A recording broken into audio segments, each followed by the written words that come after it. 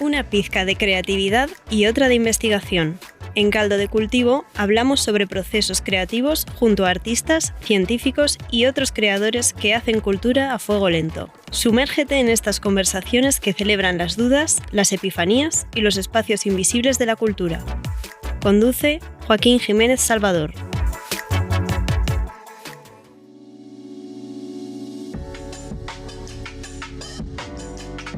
No sé si les ha pasado alguna vez que van como a una charla o a un seminario y quedan prendadísimos de alguien. Bueno, eso fue lo que me pasó con Alberto López Cuenca, que es nuestro invitado en el programa del día de hoy. ¿Cómo estás, Alberto? Te voy a saludar primero que nada. Muchísimas gracias por la invitación, Joaquín, y un gusto estar aquí contigo y con toda la audiencia. Ya tienen la voz de nuestro invitado identificada y yo les voy a contar un poco quién es quien nos acompaña para quienes no lo conozcan aún. Yo tuve el privilegio de conocerlo en una charla magistral que dio acá en el Centro Cultural de España a propósito de derechos de autor, pero también derechos culturales y la interesante dinámica que se genera si bien como que apoyan por un lado, pero también desfavorecen. Entonces como esa tensión la abordó y también la vamos a abordar hoy día un poquito en el programa. Pero les cuento que Alberto es profesor e investigador de la Maestría de Estética y Arte de la Universidad Autónoma de Puebla y doctor en Filosofía por la Universidad Autónoma de Madrid. Así que yo ya estoy transpirando como con las ideas que hoy vamos a tratar. Sus ámbitos de investigación son la teoría del arte contemporáneo, las prácticas artísticas, la autoría y las nuevas tecnologías y, la razón de por qué está aquí, el trabajo creativo y el postfortismo. Bueno, el postfortismo no, pero el trabajo creativo sí. Sus contribuciones han aparecido en publicaciones internacionales como After Alls, Art News, Culture Machine, Pars, Curare o Revista de Occidente. Ya ha coeditado maravillosos libros, entre los que están Propiedad Intelectual, Nuevas Tecnologías y Libre de Acceso a la Cultura, y Deseas guardar los cambios, Propiedad Intelectual y Tecnologías Digitales hacia un nuevo pacto social. Además de su último libro, que fue publicado con el Centro de Cultura Digital de México, que lleva por título Los Comunes Digitales, Nuevas Ecologías para el Trabajo Artístico, por lo que ya imaginan más o menos de lo que vamos a hablar. La última parte es solo la introducción del tema, no de parte del título, ¿vale? Alberto, yo ya hice esta introducción que tiene formato Wikipedia, no la sacamos desde ahí, la sacamos desde otro lugar, pero nosotros acá en el programa tenemos un juego divertido que nos gusta proponerle a los invitados de ya afuera la descripción académica. ¿Cómo te defines tú hoy?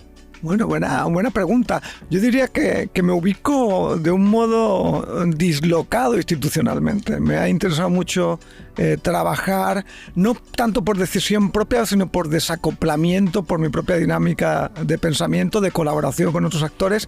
Me he ubicado en los márgenes tanto de la institución académica como de los museos, centros de arte, he colaborado, ¿no?, en una red así distribuida, también con muchos colectivos y asociaciones de la sociedad civil. Entonces me veo como transitando una suerte de figura transicional o de traductor, digamos, ¿no?, entre distintos actores sociales. Que no es fácil porque en realidad tienes que hacer legible y tú mismo tienes que hacerte, ¿no?, legible para esos distintos actores, pero me parece que es crucial, contaminar en el buen sentido del término a las distintas formas de operación institucional. Entonces, si bien me muevo desde la academia y todo, no esos referentes que mencionabas ahora y avales y legitimaciones, parece que vienen del ámbito académico, he intentado en estos últimos 15, 20 años distribuirlo, ¿no?, con otros actores y con otras colaboraciones fuera de la academia. Ese creo que ha sido el gran ejercicio, ¿no? Entonces hay un espíritu medio punky igual en todo esto, ¿no? Bueno, justamente por eso tratamos de hacer este juego siempre de preguntarle a los invitados de cómo definirse, porque hay tensiones en eso. Y este es un programa que viene lleno de tensiones porque efectivamente vamos a hablar sobre las conjunciones entre los derechos culturales y los derechos de autor. Como queremos pensarlo desde los procesos creativos y desde cómo se construye un ecosistema cultural, que desde ese ámbito de reflexión y también de normativa legal, que son los derechos de autor, queremos pensar cómo se puede crear un contexto que favorezca la producción cultural, la circulación cultural y todo. Pero para que tengamos un poquito de contexto, y porque sé que además eres un experto en el área, me gustaría que si nos puedes contar un poquito cómo surgen los derechos de autor y cómo podríamos repensarlos creativamente para el contexto actual. Sí, es una pregunta que nos podría llevar así toda la conversación, claro, de hoy. Pero la pregunta está bien planteada, ¿no? Es decir, ¿en qué medida? O sea, ¿cuál es el papel de eso que denominamos derechos de autor, que parece un tema muy técnico para el ámbito legal o económico, si quieren, ¿no? En la configuración de ese ecosistema cultural, o más bien en las mutaciones históricas del ecosistema cultural, porque tendríamos que poner en perspectiva, digamos, temporal, darle profundidad temporal al ecosistema cultural. Claro, es un concepto con contextualidad. Claro. Y con distintos grados de agencia según... Totalmente, y sobre todo la idea de ecosistema no es gratuita, es decir, cuando hablamos de ecosistema cultural lo que queremos enfatizar es que hay actores humanos, pero también hay actores no humanos, es decir, tecnologías como bibliotecas, cámaras de grabación, estudios de radiodifusión, hay emplazamientos también, podemos decir que geográficos, es decir, no es lo mismo no hacer una biblioteca en Atacama, ¿no? que hacerla en Ñuñoa, en Santiago, ¿no? Claro. En Santiago de Chile. Es decir, hay como un condicionamiento en el que tenemos que pensar quizás en la ecología cultural como la articulación de un montón de elementos heterogéneos, porque tendemos a poner en el centro de una manera muy romántica, decimonónica, la figura del creador, es decir, como que la creación está en el centro de un proceso puramente intencional en términos subjetivos, y la idea de ecología más bien pone el énfasis en el carácter distribuido de los procesos de creación. Digamos, una distribución sociotécnico medioambiental, todo eso con muchos guiones, ¿no? Y eso también introduce algo que es muy, muy interesante, que es la imprevisibilidad. Es decir, los ecosistemas son inestables también, mutan, cambian, porque parece que cuando pensamos en ecosistemas pensamos en equilibrio, y claro que no. Es decir, también tienen procesos de reajuste y podemos decir que de crisis. Entonces, digamos que históricamente, si consideramos, digamos, el ecosistema cultural en el que operamos hoy, que estaría al menos en Occidente o en los grandes nodos, digamos, urbanos de Occidente, caracterizado por los profundos procesos de digitalización, es decir, de datificación, podríamos decir. Ese sería un rasgo definitorio, ¿no?, de nuestro ecosistema cultural en 2024. Pero no siempre ha sido así. O sea, hubo fases previas, por ejemplo, de audiovisualización, ¿no? La segunda mitad del siglo XX claramente está marcada por la audiovisualización de la cultura, el auge de la televisión, de las videocaseteras domésticas, obviamente del cine a lo largo del siglo XX también. Y antes de eso, quizás el papel de la radio o el papel del libro. Entonces, lo que estoy intentando señalar con esto es que los ecosistemas se caracterizan por ciertas formas de estabilización singulares, pero que se van a ver retadas históricamente por cambios tecnológicos, pero también institucionales, políticos, ¿no?, de movimientos sociales. Claro, y de dinámicas transaccionales, porque, por ejemplo, uno de los cambios el cambio paradigma analógico a digital es que nosotros pasamos de tener como los bienes culturales materializados en soportes a el pagar licencias, por ejemplo. Entonces, como ¿crees que eso también ha afectado la noción que tenemos actualmente de los derechos culturales? Como por ejemplo, que quizá ha generado esta confusión que existe, que es muy clara también respecto a la propiedad de un derecho versus el derecho de autor, como que la autoría siempre es propia, pero la propiedad de usufructo, por ejemplo, no necesariamente lo es. Sí. Es muy interesante, es decir, si pensamos en esa profundidad temporal de la que hablamos, de que los ecosistemas culturales han mutado, lo que nos encontramos, y retomo con esto parte de la pregunta previa que me hacías y la conecto con todo está conectado, todo está conectado, no te preocupes. Es que cuando surgen el marco, digamos, conceptual de los derechos de autor, lo que se denomina el convenio de Berna de 1886, o sea, fines del siglo XIX, la arquitectónica conceptual con la que se constituye es una arquitectónica que responde a la lógica, como tú bien describías ahora, analógica, discreta, de objetos, digamos, tangibles, básicamente ligada a una cultura del libro. De hecho, las primeras definiciones de derechos de autor o de propiedad intelectual se hacen pensando en el libro como modelo, y se configuran a través de una serie de nociones como autor, originalidad, propiedad, regalías, copia, obras derivadas, que a pesar de que los ecosistemas culturales han ido mutando desde fines del siglo XIX hasta la actualidad, creo que eso no hace mucha falta recalcarlo, ¿verdad? Sin embargo, la estructura conceptual sobre la que se piensan la autoría, la originalidad, la propiedad, parece que no han mutado tanto. Claro que en la práctica lo han hecho, y sobre eso vamos a hablar en unos momentos, ¿verdad? Que tendrían que ver con los derechos culturales ligados a las prácticas culturales. Pero la contraparte es que el marco legal de los derechos de autor, sin embargo, sigue más o menos incólume. Yo me atrevería a decir que sigue perfectamente en pie. O sea, lo que estoy intentando decir es que hay una estructura conceptual decimonónica que responde a un ecosistema cultural específico, el de la cultura letrada, del libro, que sigue arquitrabando el marco legal y el imaginario, yo me atrevería a decir que libidinal de los creadores contemporáneos. Eso, ahí me quiero meter, porque en el fondo es... los creadores actualmente, o muchos de los artistas en general, piensan en como esto de las regalías respecto al tema de los derechos de autor y no se reflexiona mucho más al respecto, pero el pensar sobre qué tipos de agencia les damos a la propiedad intelectual, ¿no crees que vehicularía también nuevas formas de creación? Como, desde tu experiencia y desde tu análisis de una escena cultural que evidentemente se imbrica y se correlaciona, ¿crees que repensar los derechos culturales, pero también los derechos de autor y los sistemas de propiedad de, no me gusta mucho la palabra productos, pero como los resultados culturales, que tampoco es una palabra que me guste, pero bueno, ¿crees que vehiculan nuevas reflexiones y nuevas formas de hacer de nuestras prácticas creativas? No, totalmente. Yo creo que hay un vínculo absolutamente directo y articulado con esa, ¿no? Con esa concepción. Hay una tensión originaria entre los derechos de autor que se conciben como desde una perspectiva, y esto quizás tú lo señalabas hace un momento, pero hay que enfatizarlo,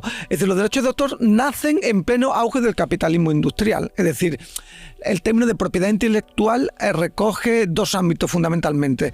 Los derechos industriales, que tienen que ver con las patentes, las invenciones, que tienen una protección por las invenciones, depende, pero puede ir de 6 a 10 años, 15 quizás. El sencillo, esto fue mi idea, y ¿no? Sí, Yeah. Pues que requiere de un registro. Eso tenía sentido estamos a fines del siglo XIX en plena eclosión de las exposiciones universales, que podríamos decir que son las exposiciones temporales del capitalismo industrial, donde se exhiben máquinas de telares industrializados, máquinas de vapor. Yo hago esto. Y claro, y eso requería de una patente para su capitalización económica. En ese mismo contexto se conciben los derechos de autor y entonces se proyecta que lo que producen los artistas son bienes que tienen que ser explotados comercialmente y deben ser protegidos. La gran diferencia es que los derechos de autor, por una parte, se subdividen en dos grandes ámbitos. Por una parte, los derechos morales, es decir, el reconocimiento de la autoría sin necesidad de inscripción, mientras que las patentes sí requieren inscripción, la autoría cultural o artística no lo requiere, y esto es una diferencia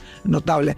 La segunda son los derechos patrimoniales, que a diferencia de los derechos morales, que no son alienables, no se pueden ceder, es decir, yo soy el autor ¿no? inalienable. Es inevitable que me veas así, como, sí, incluso si yo no quiero. Aunque tú no quieras, exacto. ¿Sí? Sin embargo, los derechos patrimoniales sí, son los de comunicación pública, reproducción, obras derivadas. Esos se venden, se transaccionan con ellos. Y hay algo muy singular ahí, Joaquín, porque si bien los derechos de autor se imaginan desde el siglo XIX y hasta la actualidad siguen sustentados con esa lógica para asegurar un ingreso digno a los autores y autoras por el trabajo que producen, ¿sí? Lo cierto es que prácticamente nunca lograron satisfacer ese objetivo. Es decir, muy pocas personas generan suficientes ingresos con las regalías de la comunicación pública de sus obras. Sí, las grandes marcas, claro. Es decir, yo qué sé, Shakira o Pérez Reverte. Emi facturará algo. Y claro, tiene un papel fundamental, sobre todo en esta lógica en la que se concibe como un bien de consumo cultural, ¿sí? Entonces, lo que estoy intentando decir con esto es que la propiedad intelectual está motivada por la protección y la restricción para su comercialización. Pero hay un momento clave en el siglo XX. La Declaración Universal de los Derechos Humanos de 1947, en el artículo 27 recoge una tensión que de hecho está en muchas constituciones. La Constitución, por ejemplo, de Estados Unidos se señala esto mismo. Y ese artículo recoge dos cosas. Una es que los autores y autoras tienen el derecho de que se protejan sus creaciones y ser remunerados por ello, cosa pues la que obviamente creo que cualquier persona sensata estaría de acuerdo, pero hay un segundo inciso, donde dice que todos los ciudadanos y ciudadanas tienen derecho a acceder a los avances tecnológicos y científicos y disfrutar de las producciones culturales. Ambos son buenos objetivos y, como la humanidad misma, parecen contradictorios. Difíciles de compatibilizar. Claro. Y esto me lleva a la pregunta que tú planteabas. ¿Dónde se hace mayor o menor énfasis en uno o en otro? Yo diría que generalizadamente los marcos legales, la forma de operación del capitalismo moderno a lo largo del siglo XX y posmoderno y digitalizado actual ha hecho énfasis en que sea el mercado y la iniciativa privada regulada por los derechos de autor los que marque de qué manera deba producirse, circular y acceder a la cultura. Y ¿Cómo se vincula esto con, y aquí venía tu pregunta, con incentivar o desincentivar la creatividad? Y aquí se genera un enorme debate, un fascinante debate, porque hay quienes dicen, si no hay una remuneración y una protección de la producción artística, no hay un incentivo para crear. Y hay quienes dicen que eso no es cierto.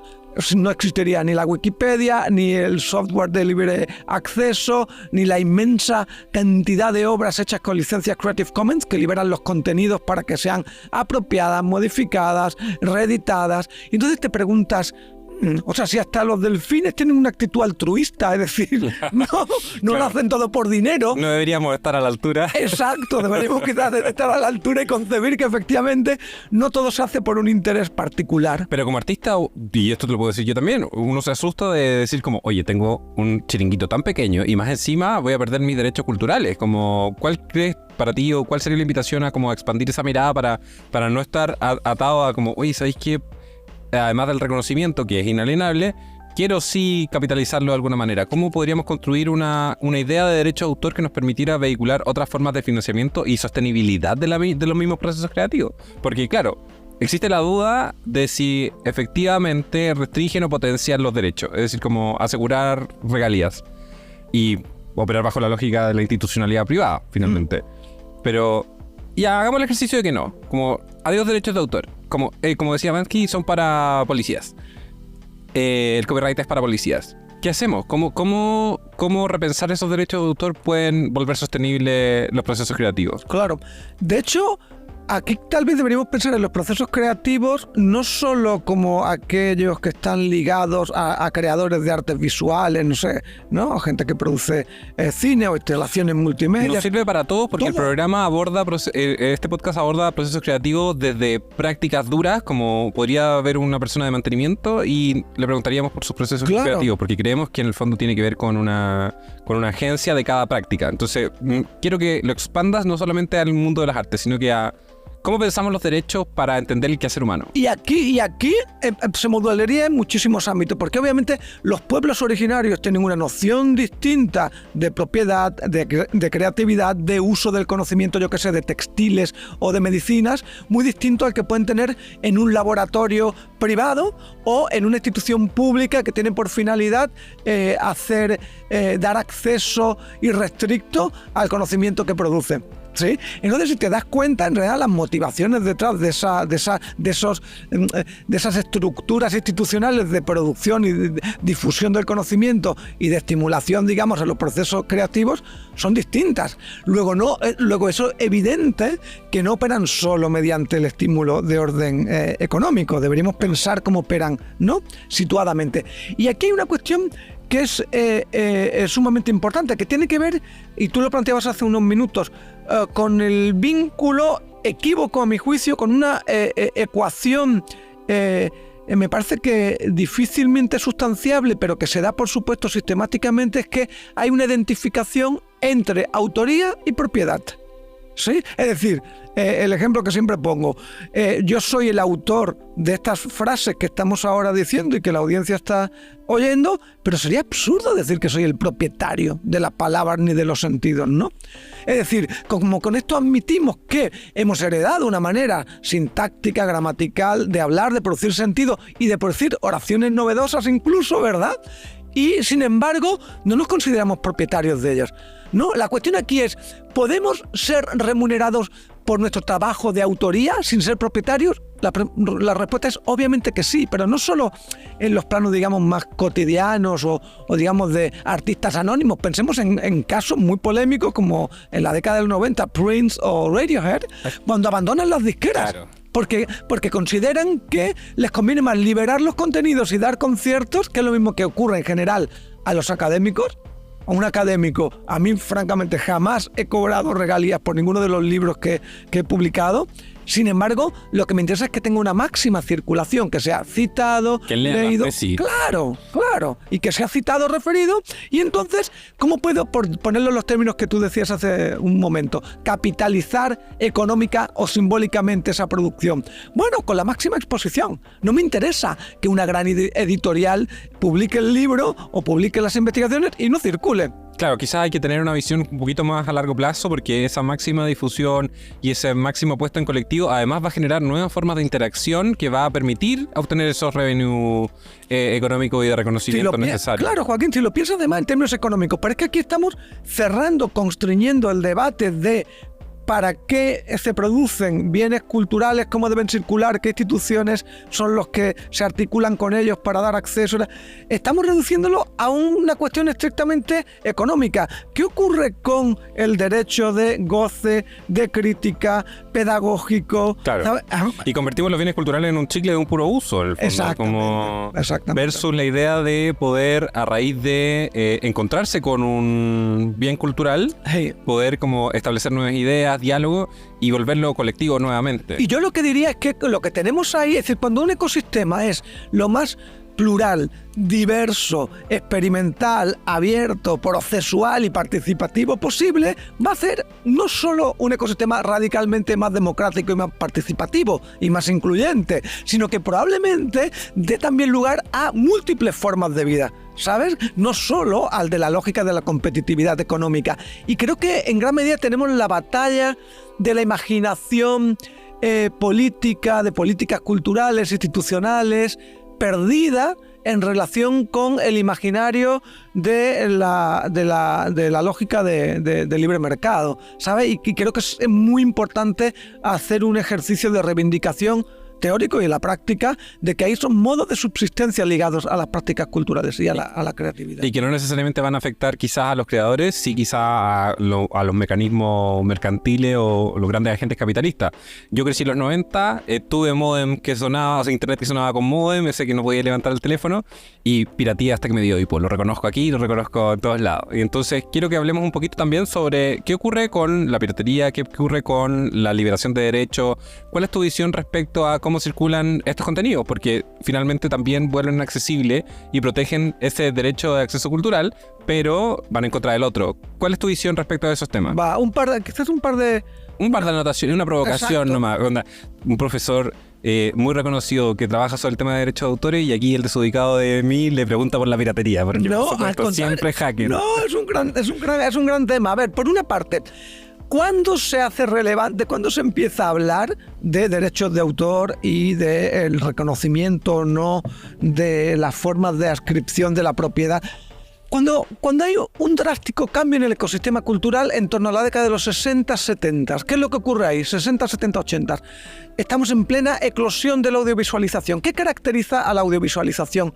Un modo cultural que enfatiza la circulación de imágenes, ¿no? por las ondas electromagnéticas, en detrimento de la cultura de originales. Ahí el derecho de autor cobra una relevancia enorme. De hecho, me atrevería a decir que no hay ningún debate realmente significativo, relevante, digo, sí anecdóticos, pero como los que empiezan a producirse a partir de la década de los 70. Está el famoso caso denominado el caso Betamax, cuando Sony, que lanza al mercado la grabadora doméstica, ¿no?, de video, es demandada por Universal Studios. ¿Por qué? Bueno, porque resulta que estás vendiendo miles de copiadoras que permiten tener el acceso a materiales que pueden ser grabados, reproducidos, editados, y ahí es donde empieza a producirse realmente la tensión, ¿no?, la polémica. Hay quienes eso lo ven no como un ejercicio de piratería. De hecho, el Tribunal Supremo de Estados Unidos no lo ve como un ejercicio de piratería y sanciona en 1984 que no viola los derechos de autor hacer copias privadas. Hasta la fecha, en muchos de los marcos legales actuales, aún se reconoce salvadísimos el derecho a la copia privada, siempre y cuando, Joaquín, no tenga ánimo de lucro. Y tenemos muchísimos casos en los que claro que no hay ánimo de lucro. Se hace por investigación, por crítica, por parodia, por difusión incluso mismo del mismo producto cultural. Claro. Entonces, ¿qué ocurre? Con esa eclosión digamos, de la cultura audiovisualizada, que es la antesala del boom de Internet, de fines de los 90 y hasta la fecha, ¿verdad? Con lo que nos encontramos con una lógica de una cultura cada vez más mercantilizada. En la primera fase de Internet, entre 1995 y 2005, cuando se habla de ese Internet que se imaginaba como una participación directa de los internautas que van a producir los contenidos. El momento más hippie del Internet. Sí, el momento más de participación directa quizás más democrático también. Y te iba a decir, y vamos a usar el término de democracia radical, de somos nosotras y nosotros quienes producimos y regulamos ese ecosistema, ¿no? Bueno, de hecho la lógica no era la de las plataformas, ni siquiera la de las páginas web, sino la de los foros. Claro. Es decir, como era más una ágora pública que otra cosa. Así es. Bueno, eso se cancela rapidísimamente con el boom de las más llamadas redes sociales, que son redes sociotécnicas, en realidad, digitalizadas. En plataformas de captura, en fin, no vamos a entrar en detalles ahora en eso. No, nos vamos a meter de eso, nos vamos a meter ahí. Pero a donde voy, si prevalecía una noción de la cultura como un bien de consumo privado y, por otra parte, se estaba indicando que había un derecho de acceso a la cultura, ha habido estrategias compensatorias. Hay quienes lo llaman piratería, otros lo llaman justicia poética. Sí, ¿no? Somos del segundo equipo yo. Por de ejercer el derecho de acceso a la cultura mediante la desapropiación. Leía un artículo hace poco, decía que iba a poner, ¿no?, como otro ejemplo, que no está ligado quizás a la cultura audiovisual, sino al conocimiento académico. Leía un artículo en el que habían hecho encuestas a profesores, investigadores en Argentina, que realizan investigación de punta, ¿no?, para concitar, etcétera. Y les preguntaban si utilizaban Sci-Hub. Sci-Hub es una plataforma que permite acceder con el DOI, con el identificador de los artículos académicos, que prácticamente todos tienen un identificador estable, un número, ¿vale? Como el ISBN de los libros. Vale, pero ligado a artículos, exacto. Y entonces hay una plataforma hecha por una activista hacker que considera que sobre todo en el sur global, donde es sumamente costoso acceder y ahora si quieren les ponemos un ejemplo, es sumamente costoso acceder a la producción científica mediante la suscripción a plataformas y empresas de acceso al conocimiento académico. Lo que hace es que introduciendo el DOI en Sci-Hub te da a veces, la mayoría de las veces, acceso utilizando, digamos que hay suscriptores de universidades, yo que sé, de Cambridge, de Oxford, de la Universidad de MIT, de Berlín, que han cedido su password para acceder a las bases de datos, y entonces Sci-Hub las recoge y lo que hace es liberar los contenidos. ¿Esto es ilegal? Y sí es ilegal. ¿Sabes cuántos investigadores en Argentina decían usar Sci-Hub para sus investigaciones? Más del 90%. Y dices, anda, pues igual tiene que ver el derecho de acceso a la cultura y al conocimiento científico directamente con la posibilidad misma del desarrollo del conocimiento científico. Claro, o sea, no seguimos la fuente de las ideas también, como que si no permitimos acceso, es difícil que se imbriquen en nuevas posibilidades y nuevos desarrollos de conocimiento. Totalmente. Y existe además, paradójicamente, sobre todo en la coyuntura actual, Joaquín, la postura de liberación de contenidos. Muchas instituciones, tanto públicas como privadas, si exigen a sus investigadores, sobre todo si tienen financiamiento que proviene de fondos públicos, que liberen los contenidos. ¿Qué quiere decir que liberen los contenidos? Tiene un poco de lógica. Bueno, tiene sentido. Es decir, que sea accesible, legible. ¿Sabes qué problema se genera en realidad de los últimos 10 años aproximadamente, 10-15 años?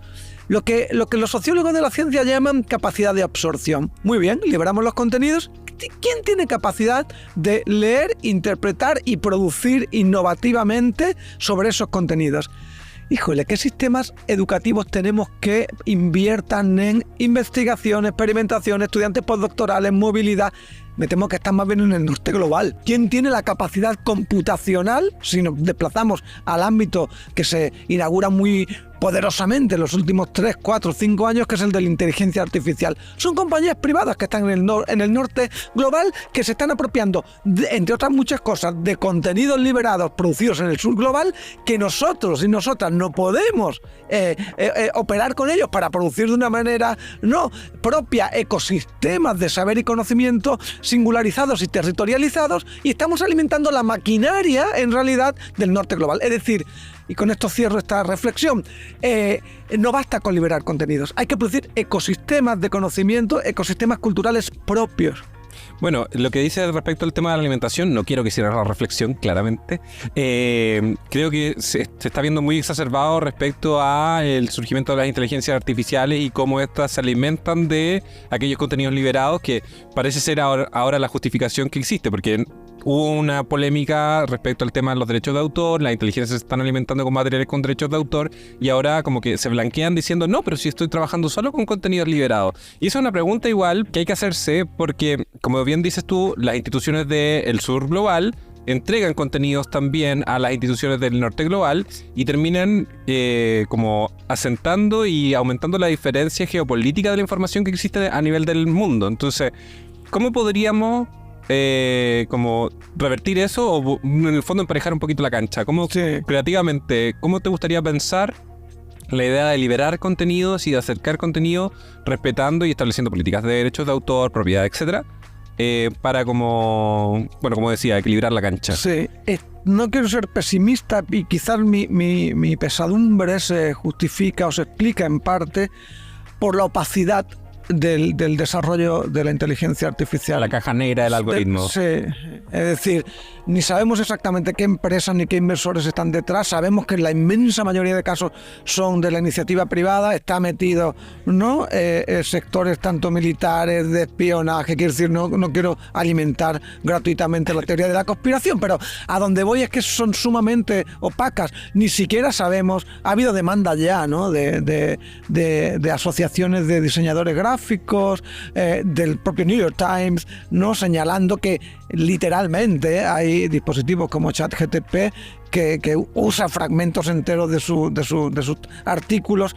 Entonces, claro, lo que ocurre es que son sumamente opacos los algoritmos con los que funcionan, la manera en la que están siendo apropiados esos contenidos, no solo los liberados, como tú bien dices, la inmensa mayoría de contenidos protegidos por derechos de autor están siendo utilizados para alimentar, para entrenar las inteligencias artificiales, pero además es que tienen un profundo sesgo. Es decir, hay un profundo sesgo en la manera en la que operan. Una compañera, una colega de la Fundación Vía Libre de Argentina decía que ChatGPT es básicamente quien está hablando, es un WASP californiano. Hombre blanco para la definición. Hombre blanco anglosajón, no protestante, de clase media alta, que habla desde California, ¿sí? Y entonces, claro, ya no sabemos cómo está operando el algoritmo, eso no se transparenta. La última, la apuesta muy fuerte de la Unión Europea, ¿verdad?, de hace unas semanas, lo que intenta es regular el campo. Los actores, digamos, globales, tanto estadounidenses como chinos, lo que piensan es que en realidad, como la Unión Europea no tiene la capacidad de desarrollo tan competitiva y alta como la de ellos, es lo que quiere regular el campo con criterios éticos, ¿no? Pero lo cierto es que hay una profunda opacidad. Que deberíamos siempre regular con criterios éticos. Es decir, como, oye, perdona, no te estoy dejando ser un despiadado, ¿cachai? Como mínimo, ¿no? Para el desarrollo del conocimiento mundial. Sobre todo que hay una suerte de delirio tecnofílico que piensa en una suerte de aceleracionismo per se, en el que la tecnología per se tiene una lógica que instaura, regula y condiciona e inventa los modos de relación social. Y creo que, no digo que los modos de relación social o el proyecto político tenga que poner necesariamente en función de sus objetivos las mediaciones tecnológicas, porque además no pasa así. La tecnología en el ensamblaje con los proyectos sociopolíticos genera sus propios monstruos. Pero lo que sí es cierto es que deberíamos estar discutiendo para qué diantres queremos usar o ser usados por la inteligencia artificial en la academia, en el cine, en el diseño, en la medicina, y esos debates me temo que no se están produciendo. Bueno, y a nivel de usuarios hay una reflexión bien interesante, sobre todo para los que pertenecemos al sector creativo, que es como, quiero que la inteligencia artificial me haga las tareas domésticas, no que me pinte los cuadros que yo quiero pintar o las canciones que yo quiero escribir. Creo que igual es interesante el hecho de pensar como dónde están poniendo sus modos productivos, y aquí no quiero hablar de una teoría del reemplazo digital, pero como dices tú, ¿para qué se están creando? ¿Para qué se están alimentando estas como estas cajas de Pandora de la tecnología? Sin tampoco ser tecnofóbico, porque en el fondo evidentemente van a permitir muchas formas de acceso a información o de mixtura de contenidos, qué sé yo. Sí. Y ahí hay una cuestión, quizás podemos pensarlo con un ejemplo, ¿no? En mi experiencia como docente, como investigador además de posgrado y acompaño procesos de investigación de estudiantes. Ven, les dije que era un capo. No, ni tanto, no te creas. Lo que nos encontramos es con un uso acrítico de dispositivos de escritura, ¿no? Operados con inteligencia artificial, que en realidad está teniendo una doble implicación. Por una, está poniendo en marcha un proceso de desaprendizaje, algunos dirían de idiotización o de imbecilización, en términos de cancelar cierta capacidad de sus habilidades como las de la lectoescritura, ¿sí? Porque en realidad el dispositivo lo hace mejor. Pero la implicación directa de eso es que lanza a la obsolescencia el propio trabajo humano. Es decir, que los estudiantes que utilizan eso y creen que me están engañando a mí o que están engañando a la institución académica, se están engañando a sí mismos. En la medida en que quienes están siendo cancelados por su propia obsolescencia e incapacidad es su propio ejercicio de escritura crítica. Claro, los procesos creativos son un ejercicio también, en el sentido de como un entrenamiento, por así decirlo, para que quede claro. Como ejercerlos, aplicarlos, reproducirlos, reintentarlos y equivocarse es parte del desarrollo de los mismos. Y qué buen señalamiento ese, fíjate. Lo que ocurre en gran medida, podríamos decir, con el auge de la cibernética, ¿no? O sea, con la teoría cibernética de la información, que es básicamente convertir impulsos eléctricos en ceros y unos, porque eso es lo que hace básicamente, digo, simplificando enormemente, ¿no? Pero la plataforma básica es la transmutación, ¿no? de la conexión y desconexión eléctrica como impulso, como si fuera el código Morse, en realidad, lo que hace de una manera increíblemente sofisticada y altamente digamos que opera con una ingente cantidad de datos. Pero hay una clave en la teoría matemática de la comunicación de Shannon, ¿no? Conceptualizada en la década de los 40 y 50, sobre la que se fundamenta la cibernética, ¿no? Y la teoría de la comunicación. Y es que necesita estabilidad del sistema para llevar a cabo la comunicación. El ruido tiene que cancelar el ruido. Por eso se comprimen los JPG, ¿no? Cancelan matices o no. O por eso los CDs, me acuerdo Lou Reed, el cantante neoyorquino, pedía siempre que sus discos fueran siempre oídos en vinilo y a un volumen brutalmente alto. ¿Por qué? Porque el rango de sonidos que alcanza la grabación era mucho mayor que la compresión que producían los CDs. O sea, ¿qué es lo que quiero decir con esto?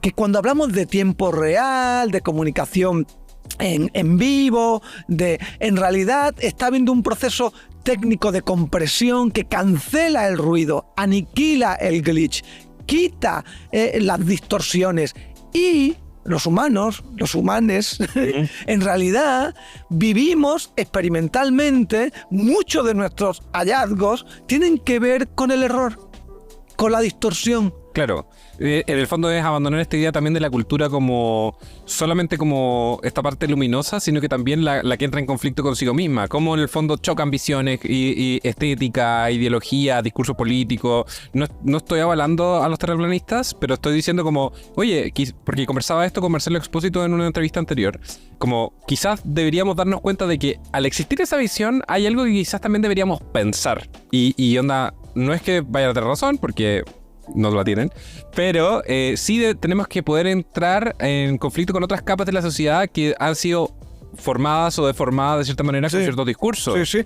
Pero además esto es obvio en términos de reivindicar la optimización, la funcionalidad, la simplificación, porque funciona mucho mejor el dispositivo, ¿sí? Es decir, en términos de esa eficiencia se cancela la experimentación, se cancela el error. ¿Sabes qué se cancela de una manera constitutiva? La otredad. Es decir, todo aquello que no entre funcionalmente. Iba a pensar en eso. No hay dialéctica de otredad, porque en el fondo homogeniza. Claro. Pero además, y eso nos lleva a una situación que no es solo tecnológica, es decir, me atrevería a aventurar, y no solo yo, muchas pensadoras y pensadores en la contemporaneidad apuntarían en esa misma dirección, que la impaciencia, la lógica de la cancelación, tiene que ver con la impaciencia con el otro, quería decir, tiene que ver precisamente con la incapacidad psíquica de aceptar la diferencia y encontrar modos de convivencia plurales. Por eso, el terraplanismo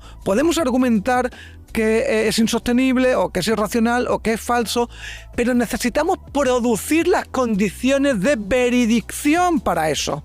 Es decir, necesitamos enfrentar posiciones más o menos absurdas con unas posiciones que producen veredicción. Y una nota al respecto. El gran problema, y eso nos lo muestran situaciones como las encarnadas por sujetos realmente terroríficos, deleznables, como Elon Musk y X. Hoy le hemos pegado, pero como loco a Elon Musk en el podcast últimamente. El podcast, no, se ha convertido en la autoridad así por excelencia. Pero el lado oscuro del imperio. No, la cosa es decir abierta y obscenamente que hay un uso tergiversado de las redes que aparenta funcionar como esferas públicas donde debería existir el disenso, la pluralidad, la producción de condiciones de veredicción lo más transparentes posibles, y son opacas, son tergiversadas y se hacen funcionar bajo intereses económicos. Exactamente, y políticos, como el caso actual. Entonces, no es fácil el asunto de cómo generar esas fricciones, porque ahora cuando estaba usando estos criterios de, ¿sabes? Como de apertura, discusión, justificación, veredicción. Claro, esos son criterios de académicos científicos. En general, la enorme masa de la población no opera con esos criterios. Claro, no van a hacer un doble check necesariamente. No. Más bien, al contrario, parece que la manera en la que opera la algoritmización de las plataformas, redes sociales, es hacerte refrendar tu posición previamente emplazada. Es decir, cámaras de eco. Sí, son cámaras de eco.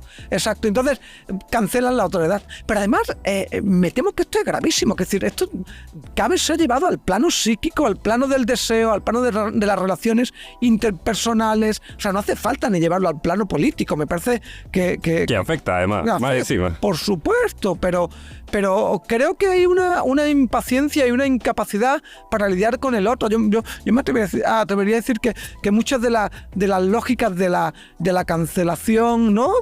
Muchas veces responden a la imposibilidad de dar lugar a la autoridad, ¿sí? Y yo creo que tenemos que ser, por decirlo con Derrida, radicalmente hospitalarios, ¿no? Ay, me encanta esa idea. Y como ocupas el concepto de hospitalario y como estamos en el caldo de cultivo, tengo una última pregunta como para cerrar.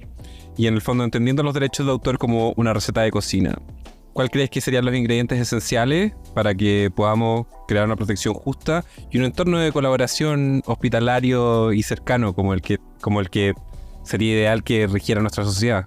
Yo creo que habría que invitar a muchos más agentes humanos y no humanos a la cocina.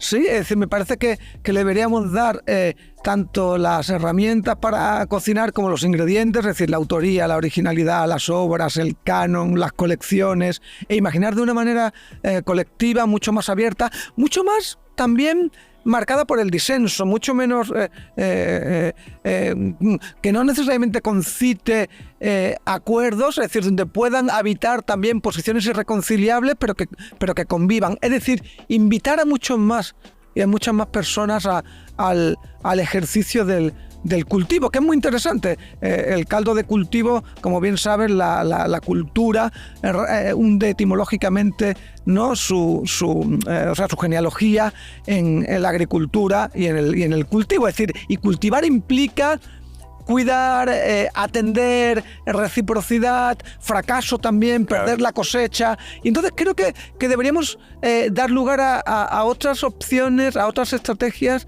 a otros guisos que no necesariamente operen con la lógica de la eficiencia productivista. O sea, en el fondo tenemos que pensar derechos de autor no usando la Thermomix, sino que picándolo entre todos las papas que queremos poner. Bien, estaría bueno, sí, y usar también como excedentes y desechos, cosas que parecían que ya no servían, ¿no? y que sin embargo sí pueden ser utilizadas de otras maneras. Y algo que creo que es crucial y que debería haber un compromiso mucho más abierto de las instituciones públicas. Las instituciones públicas se han mostrado limitadas, hay quienes dirían que son en muchos sentidos, en muchos casos, incompetentes para gestionar los recursos que tienen, ¿no? Las colecciones, los archivos, las bibliotecas. Ok, ahora yo creo que es el momento de abrirlos a otros procesos de participación cívica, a otras formas de imaginación colectivas que permitan poner en práctica otras estrategias de gobernanza mediante el arte y la cultura. O sea, no es solamente la llave de la biblioteca, sino también la mediación de la biblioteca, la iluminación de la misma. Los horarios de acceso. Exacto. Ya, Sí. me encanta. Oye, te agradezco muchísimo todas las reflexiones. Qué interesante pensar que en el fondo, desde los derechos de autor, desde el análisis de la propiedad y también desde el análisis de los bienes culturales y los derechos culturales, podemos vehicular tantos procesos creativos que harían muchísimo más rica como la flora de todo lo que entendemos como... Bueno, como el quehacer humano en realidad, porque es aplicable, como conversábamos antes, a todas las prácticas. Te agradezco muchísimo la conversación. ¿Quieres hacer algún comentario final? Al contrario, agradecerles a ustedes el tiempo y a la audiencia la paciencia por seguirnos en estas reflexiones. Yo estoy seguro de que todos nuestros escuchas van a haber estado fascinados porque uno no se detiene mucho a pensar en esto. Uno dice como, quiero que me paguen los derechos de la canción que hice y ya. Pero la verdad es que podríamos quizá empezar a pensar nuestra forma de crear de manera mucho más colectiva y entender que eso a largo plazo va a construir un ecosistema, como una palabra que usamos harto hoy, mucho más sostenible tanto para las audiencias y los públicos como para los propios creadores. Te lo agradezco mucho. Nos vemos en el próximo episodio. Chao, chao.